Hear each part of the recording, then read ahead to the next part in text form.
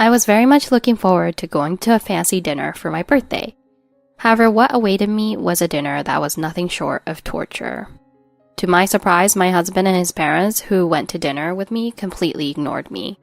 Moreover, they even went so far as to snatch my food, which was a form of harassment. Why did I receive such treatment? And how did I respond to this harassment? I was fully ignored at a birthday dinner after I found out why and decided to get a divorce. I just celebrated my 30th birthday recently, and I have now become a divorcee.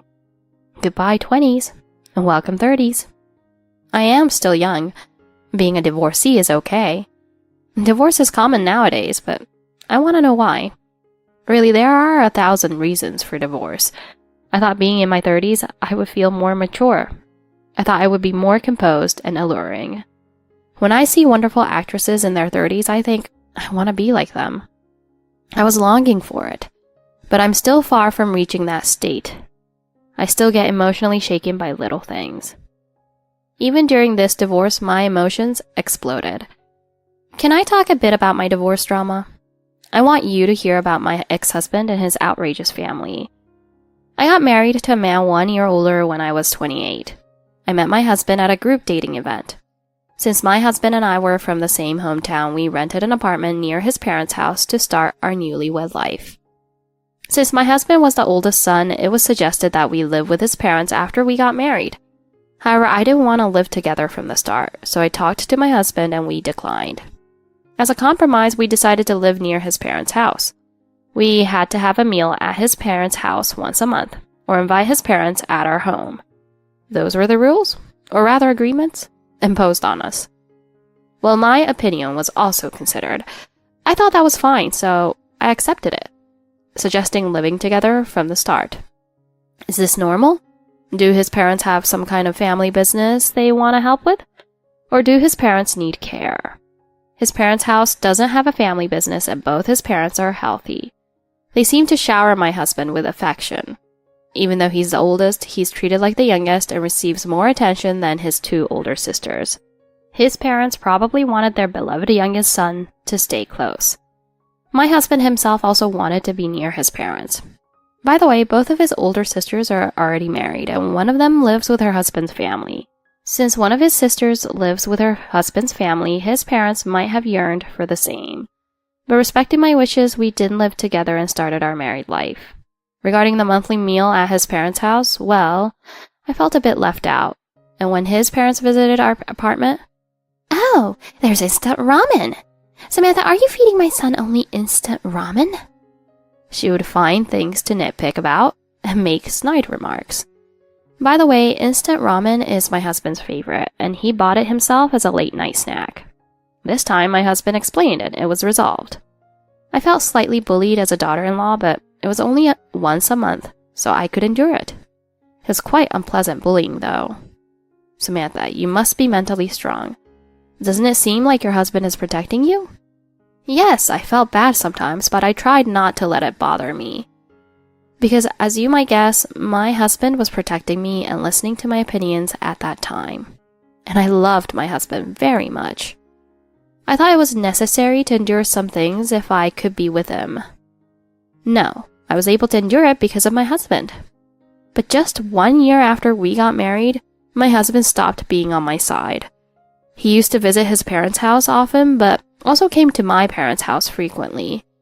However, a year after we got married, my mother fell ill and was in and out of the hospital, and his behavior started to change. He began to avoid my parents' house, especially when it came to visiting my mother in the hospital. He made various excuses and never came. Furthermore, he started to complain about me visiting my mother or checking on her after she was discharged. He began to find faults with these actions as well. I see. There are people like that. They are utterly cold to those who are weak. Yes, there are. They received so much care themselves. As soon as that person weakens, they abandon them. They are heartless. Exactly. When my mother was healthy and hosting us, he would happily go to my parents' house and enjoy her home cooking. But as soon as my mother became weak, this happened. Now, I'm the one taking care of her. I didn't expect him to provide full care, but it was sad how he treated her like a burden. but I decided to accept it because she's my mother. I can take care of her. So after that, my husband...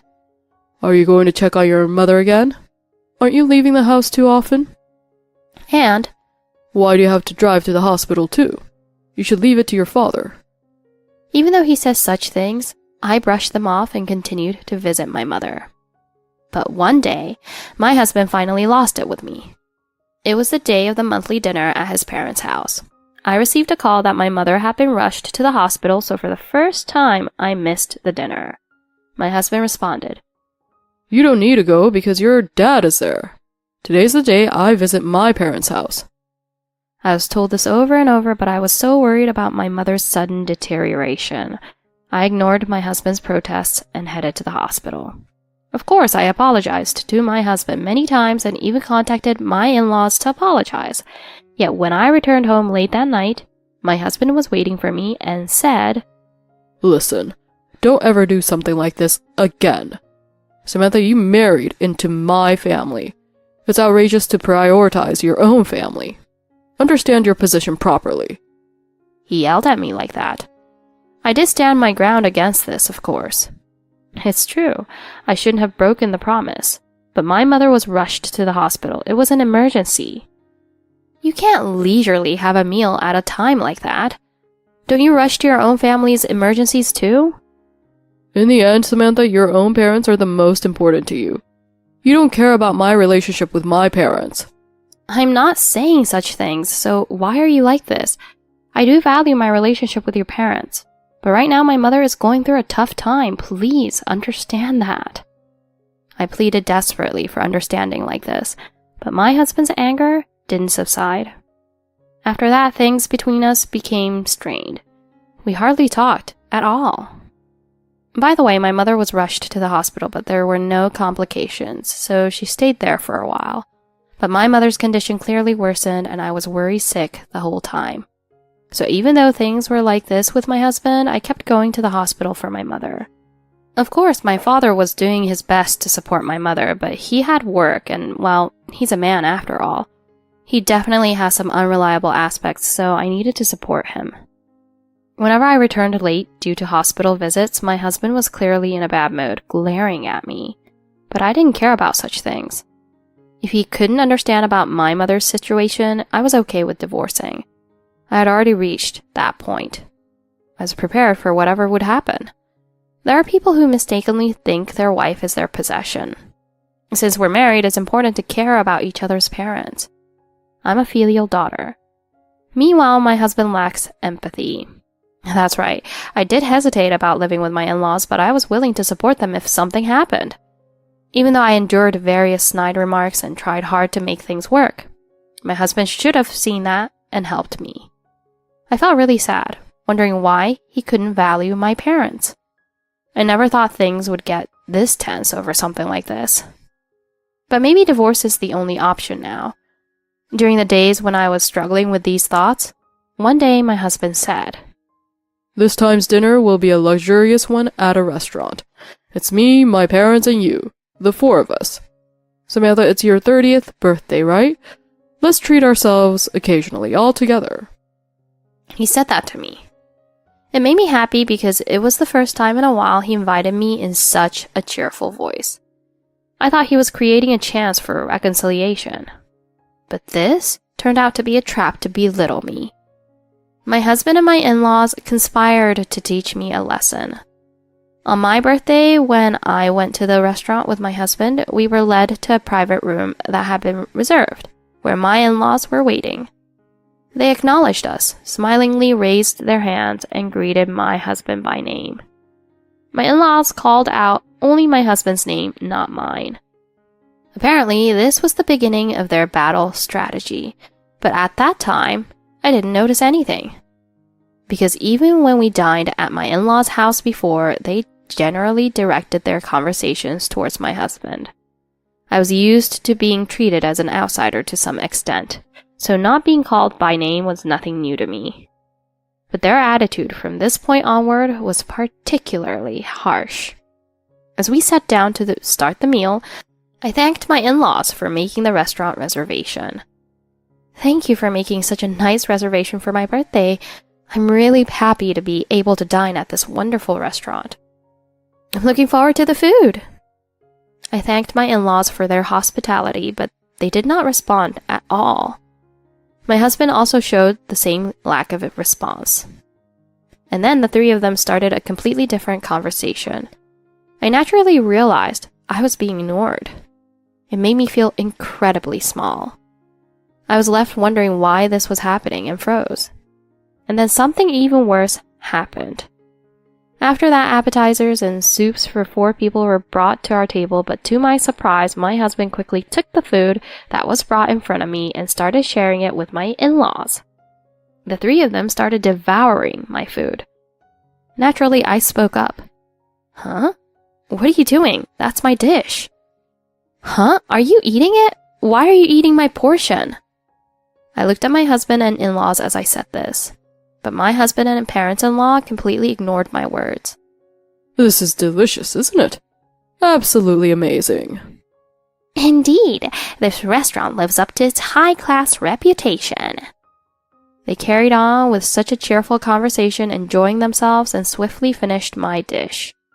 I was left puzzled, not understanding the situation, and for a moment, I just stared at the scene in disbelief. Oh, what was that? Ignoring me and even taking away my food like that? I wonder if the waitress was also surprised by all of this. Could it be because I didn't attend the family meal at my in-laws? Is this some kind of punishment or something like that? Coming to a restaurant under the pretext of my birthday and then taking my food away? Unbelievable, right? I was so confused. I was kind of in a daze. But at that moment, I made eye contact with a nearby waitress. And then, that waitress discreetly signaled me over, trying not to be noticed by my husband and the others. The waitress had a look on her face like she wanted to say something. So I'm going to go to the bathroom for a minute. I stood up coughing and quickly hurried to the waitress. When I left the table, my husband and the others were smirking maliciously. They seemed to be enjoying themselves by being mean to me. That's how it looked. Afterwards, I managed to hear what the waitress had to say, and that's when I heard the shocking truth. I immediately felt things were going to be bad if they continued like this. What? What did the waitress know? I want to know. Even in the current state, I think this family is already problematic enough. Samantha, I think your only choice is to run away. It seems the waitress had heard about the in-laws' arrival beforehand, and she told me about it, and it was really scary. First of all, everyone ignoring me. It turns out it was because I missed the last dinner party. It seems that was the reason. It's unbelievable that despite being the wife, she prioritizes her own parents. I won't say a word until she kneels down and apologizes. That's what they were saying, or something like that. And furthermore, we won't let her eat anything until she kneels down and apologizes. After all, a wife should be satisfied with leftovers. So let's handle the wife's portion of the meal ourselves. We'll just bless her with what we can't finish. Exactly. She's the wife, so that should be enough. Or perhaps we should have her eat while kneeling on the floor? Well, that's right. That's fine too. Since she broke her promise, she needs to do something like that.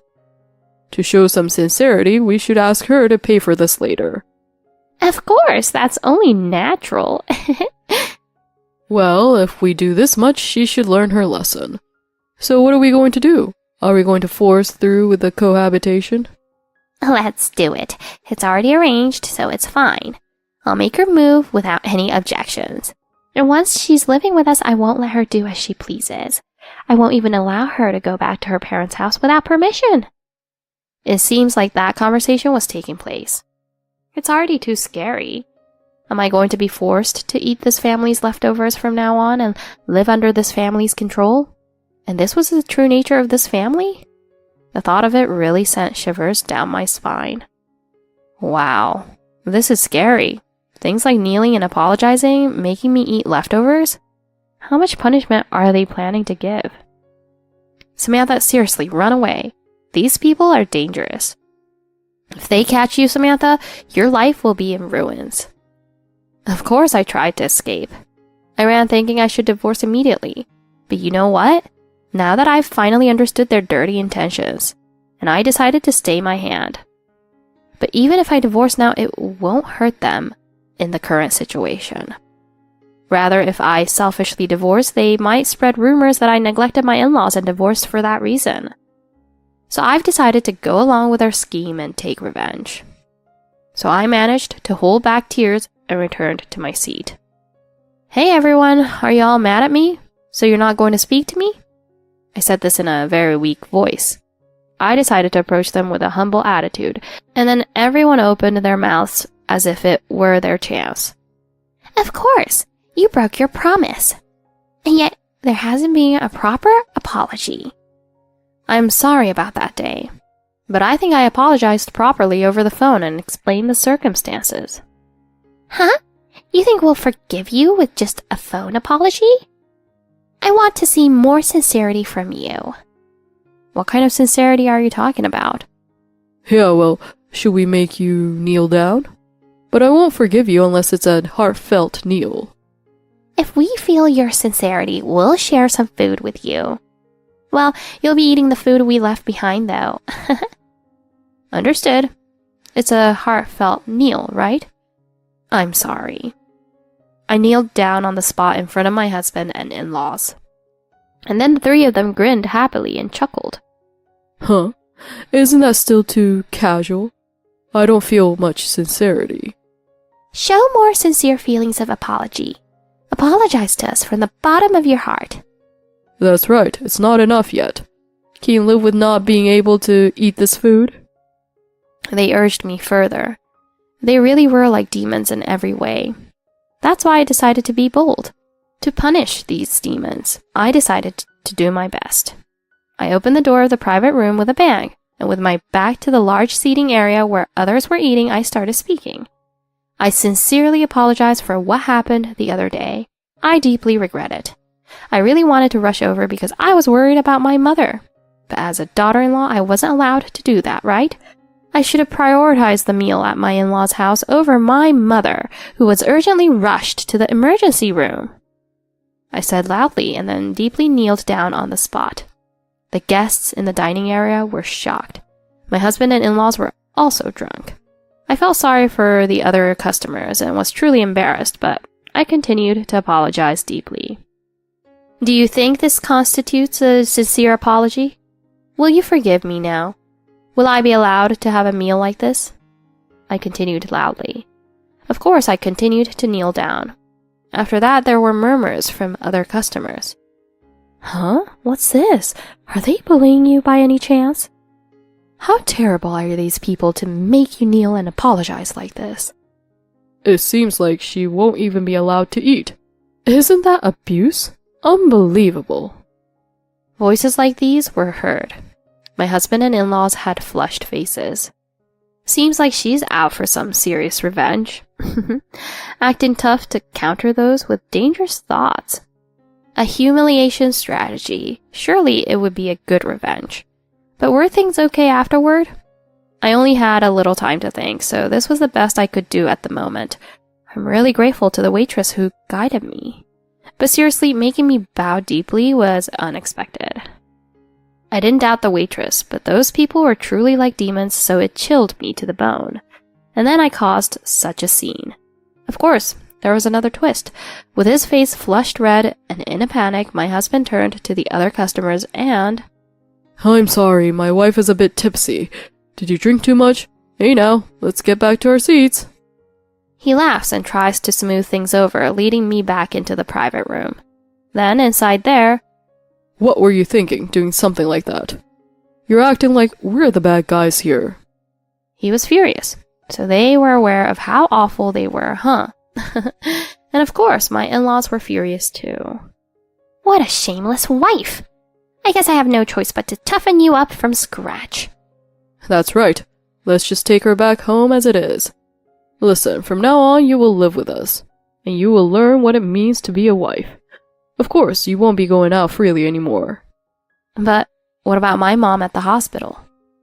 It's obvious. After all, you're our daughter-in-law, so whatever happens to your own mother doesn't concern us at all. Honestly, leaving home just because your mother was urgently hospitalized? Your parents really didn't teach you anything proper, did they? When she said those words, it hit me hard. I finally stopped pretending and spoke up. That's it, I'm done. There's nothing more to discuss. I'm getting a divorce. I'm done being your daughter-in-law.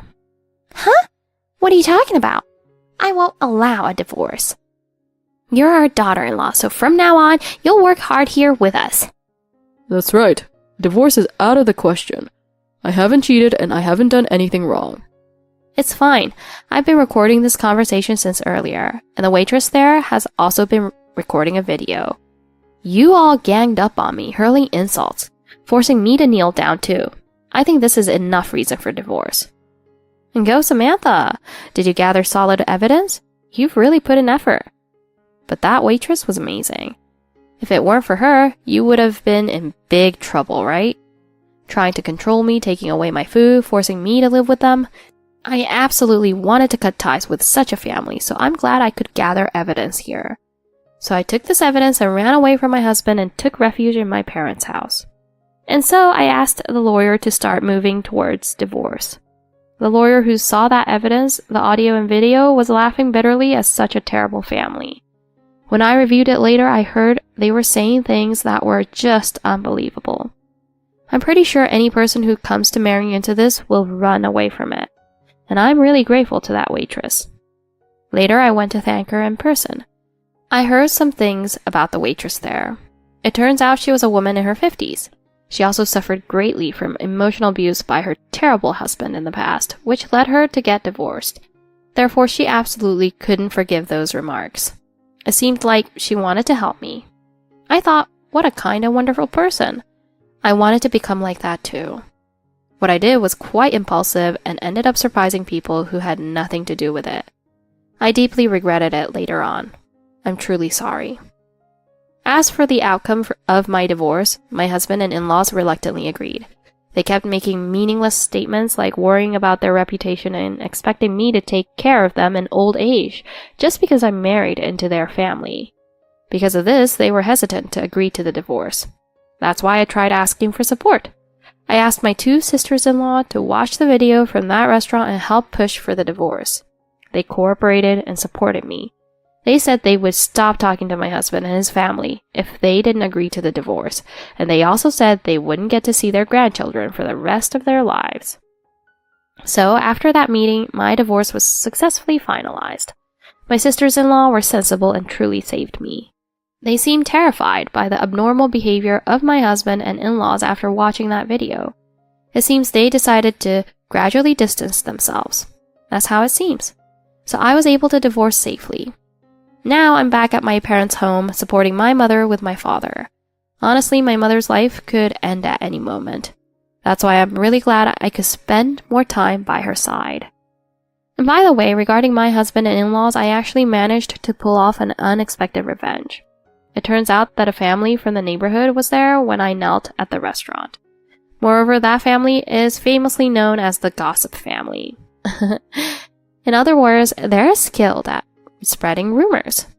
So word spread very fast that the in-laws were a terrible family. Moreover, rumors have spread among my husband's colleagues, my father-in-law's business associates, and my mother-in-law's social circle, saying that if you get involved with that family, you'll end up kneeling. That's what they're saying. I'm sure this will keep them on their toes for a while. I'm glad I could divorce. Samantha, cherish your time with your sick mother. In marriage, you really need to pay attention to the partner's family. If they're troublesome, it'll eventually show. My 30th birthday turned into quite a day and even became a turning point, but, well, let's think about it positively as a precious memory in the long journey of life. That's the end of my story. Thank you to everyone who listened. Samantha's actions angered her husband and in-laws, who retaliated during her birthday dinner. Moreover, her husband had plans not just for revenge, but to completely ruin Samantha's life. Samantha figured out their real plans and turned their revenge back on them, successfully breaking away from her husband and in-laws. I'm really glad Samantha didn't become a victim of her strange family. Becoming a mother-in-law. While such words exists in marriage, it never means the daughter-in-law should abandon her own family. Marriage is about both partners walking together to become one family. It's impossible to dedicate oneself to only one side.